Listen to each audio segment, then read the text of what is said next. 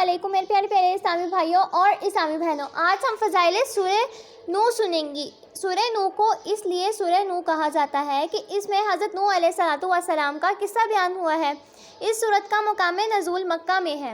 اس سورت سے دفاعی قسم کے فیض و برکات حاصل ہوتے ہیں۔ اس کے چند فضائل حسب ذیل ہیں۔ حدیث نمبر 1، حضرت ابی بن کعب رضی اللہ تعالی عنہ سے روایت ہے کہ حضور اقدس صلی اللہ علیہ وسلم نے فرمایا کہ جو شخص سورہ نوح پڑھے وہ ان مومنوں میں سے ہوگا جن کو حضرت نوح علیہ السلام کی دعوت توحید پہنچی تھی۔ سبحان اللہ۔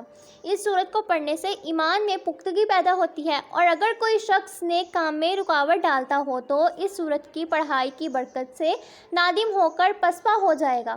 اگر کسی وجوہات کی بنا پر کوئی شخص خواہ دشمن بن جائے اور وہ تنگ کرنے کے لیے بری حرکات کرتا ہو، غرض یہ کہ پریشان کرنے کے لیے آئے دن نئے ہتھ کنڈے استعمال کرتا ہو، تو ایسے شخص کی دشمنی سے محفوظ رہنے کے لیے سورہ نوح کو 11 روز تک روزانہ 7